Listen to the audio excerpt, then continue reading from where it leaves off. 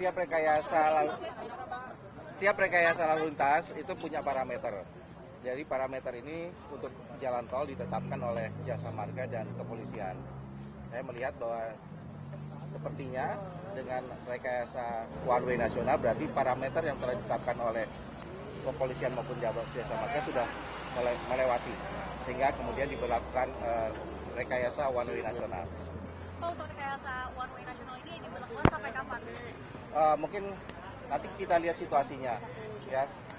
Dari Jasa Marga dan Kepolisian punya parameternya, jadi sepanjang parameter itu masih memungkinkan untuk dilakukan one way nasional itu akan dilakukan. Tapi kalau memang sudah tidak memenuhi, tentunya one way nasional akan diberhentikan. Kalau selain dari one way nasional, ada rekayasa kontraflow maupun ganjil genap itu secara situasional juga atau seperti apa, Pak?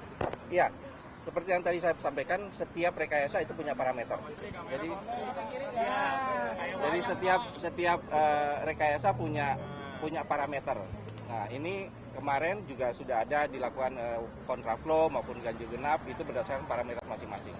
Parameter ataupun persyaratannya apa aja, Pak? Mungkin ada jumlah kendaraan tertentu sampai akhirnya nanti one way? Ya, jumlah kendaraan tentu yang dihitung. Lalin per jam yang ditetapkan itu seperti kalau nggak salah ada 5.000, 5.500, kemudian 6.000 sampai 7.000. Kalau sekarang 8.500. Untuk one way nasional 8.500 per lalin per jam. Pak, penegasan berarti hari ini puncak dari arus mudik ya, Pak, ya? Dari sini. Ya, kalau kita lihat dengan jumlah kendaraan yang sudah 8.500 per jam, maka kami bisa menyampaikan bahwa ini adalah puncak dari hari mudik. Prediksinya sendiri, Pak, untuk jumlah kendaraan pada puncak arus mudik hari ini?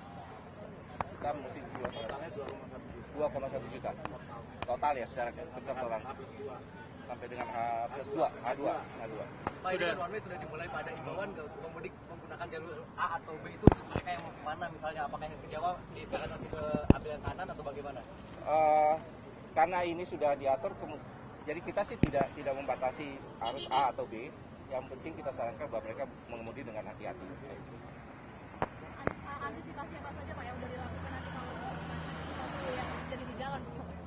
Pihak kepolisian sudah menempatkan personilnya di lajur ini, dan tentunya dari pihak kepolisian sudah mengantisipasi semua hal yang mungkin akan terjadi apabila para pemudik melewati jalan one way nasional ini. Dibanding periode di arteri gimana, Pak? Arteri sama seperti menyiapkan one way nasional, kepolisian maupun pihak Jasa Marga sudah mengantisipasi untuk jalan-jalan arteri, menempatkan personil-personilnya di jalan arteri untuk membuat jalan arteri tetap lancar sebagaimana yang diharapkan dari kendaraan yang balik ke Jakarta. Pak, dibanding periode yang sama kan tahun kemarin, bahwa tahun ini tuh naik 1,5%, Pak. Apakah akan ada level kontingensi, Pak, atau level darurat di arus mudik tahun ini, Pak? Saya rasa karena kenaikannya tidak sedemikian drastis dibandingkan tahun kemarin, maka perlakuannya kurang lebih sama seperti kami lakukan dengan tahun kemarin. Pak, selain rekayasa arus lalu lintas, apalagi antisipasinya mungkin dari pembatasan angkutan barang atau apa? Kalau pembatasan angkutan barang itu sudah kami lakukan dari tanggal 24 Maret hingga nanti tanggal 8 April. Jadi itu adalah bagian dari antisipasi kita untuk mengatasi masalah para pemudik yang akan melintasi di jalan tol khususnya. Tapi masih ada beberapa sejumlah angkutan barang yang melintasi, itu berarti pengecualian atau seperti apa, Pak?